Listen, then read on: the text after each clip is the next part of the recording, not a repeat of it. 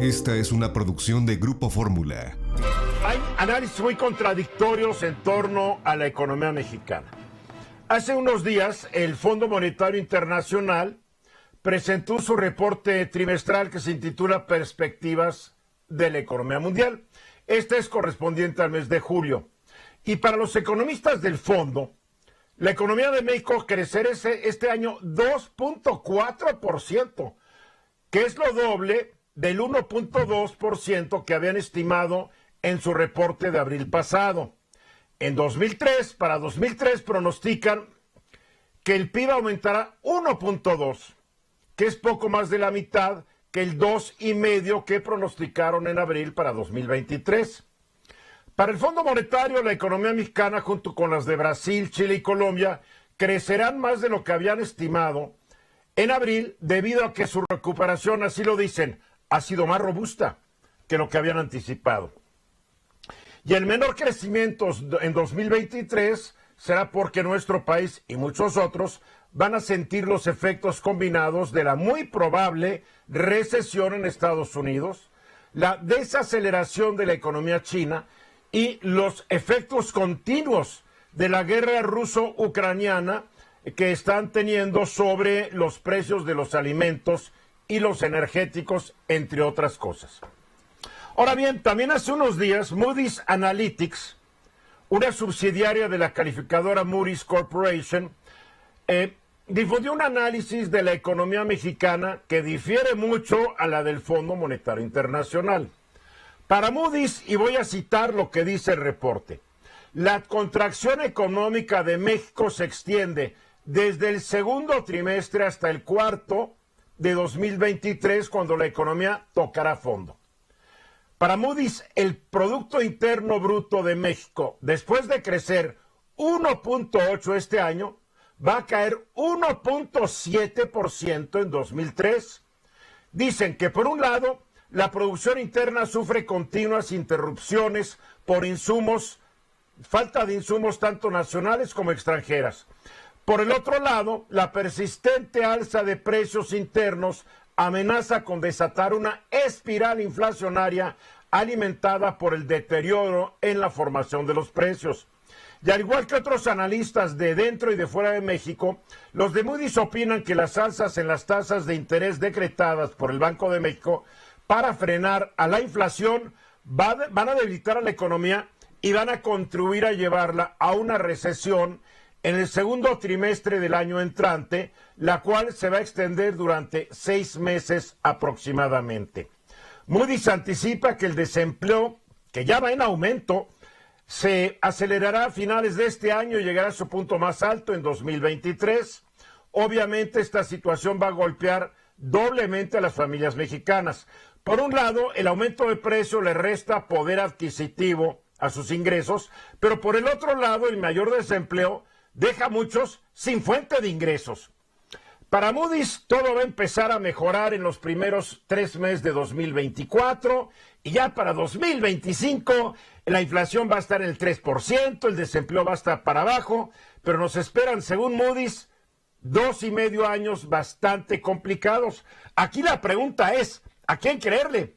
¿Al Fondo Monetario Internacional, que nos pone menos amolados, o a Moody's, que nos pone más amolados? Yo tiendo a estar más de acuerdo con el pronóstico de Moody's.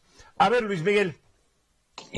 También los analistas económicos están polarizados. En este caso no es derecha-izquierda, sino optimistas y pesimistas.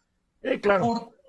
Como siempre, como decía el famoso Yogi Berra, es muy difícil hacer pronósticos, sobre todo para adelante. ¿Qué es lo que tenemos en el primer trimestre, enero-abril, que es la única fotografía que tenemos de 2022? La economía creció 1.8%. Los indicadores adelantados para el segundo trimestre, que es abril-junio, más o menos nos indican que el PIB no pasará de 1% de crecimiento. La pregunta, y es solo con aritmética de paletero, es ¿de dónde alcanzamos 2.4 si tenemos 1.8, luego 1? Nos daría más o menos que el primer semestre, el crecimiento fue menor a 1,5. todo mundo coincide que el segundo semestre va a ser peor. Es muy raro. El informe del Fondo Monetario es muy bueno, vale la pena. No tanto la parte de los pronósticos, sino los razonamientos de, ellos dicen, un panorama oscuro y lleno de incertidumbres, se titula el informe. Eso va para la economía mundial y aplica para México. Yo diría, la visibilidad no nos alcanza para ver cómo va a ser el 2024. De corto plazo tenemos alza de tasas, inflación todavía en plan rebelde y en muchos casos inversiones atoradas claro, por litigios, por regulación y por supuesto por perspectivas no tan optimistas. Yo ahora, estoy más cerca de que si Estados Unidos entra en esa recesión nos va a golpear, y si es 2023, pues 2024 no va a ser un gran año tampoco. Absolutamente. Marco. Yo diría que hasta los pronósticos más optimistas son malas noticias para los mexicanos. Lo que es cierto es que el crecimiento de la economía no nos va a permitir tener crecimiento de empleos, mucho menos tener mejora en los ingresos, y además tenemos grandes eventos que podrían crear una incertidumbre mayor, como este tema de la controversia con Estados Unidos y probablemente con Canadá en el Tratado de Libre Comercio, en el TEMEC. Y adicionalmente a ello, no vemos para cuándo acabe la incertidumbre internacional con el tema de Ucrania-Rusia, así que tenemos todos los agravantes. La pregunta sigue siendo qué margen o qué tendría que estar haciendo el gobierno mexicano para poder enfrentar esos escenarios tan críticos que le están pegando a la gente en la calle. Tiene muy poco margen, porque son muchos factores externos, mi querido Marco, muchos que México no puede controlar, y se nos olvida un factor, año electoral 2024, que absurdamente se aceleró al 2022. Y sabemos que cuando se mete el asunto electoral, los inversionistas, la gente que invierte en negocios, etcétera, se echan para atrás para esperar los resultados del proceso, que será hasta junio del 2024. Luis. Yo creo que aquí coincido con lo que señalaba Luis Miguel y también un poco con lo que decía Marco. Sí hay cosas que el Estado mexicano puede estar haciendo como para un poquito prevenir lo que viene, y esto que comentabas ¿Cómo qué? A ver, ¿cómo qué? Para allá iba precisamente. Esto que comentas de la incertidumbre que ha generado en los inversionistas el mercado mexicano, además del proceso electoral que se avecina, ha sido provocada por las propias reformas regulatorias que ha tenido México, que sobre esas sí ha incidido y también ha incidido negativamente en los inversionistas. A ver, pero yo creo que hay que hablar de lo que es posible y no de lo que es imposible. El gobierno no va a dar un paso atrás en sus estrategias. Entonces, es hablar de imposibilidades.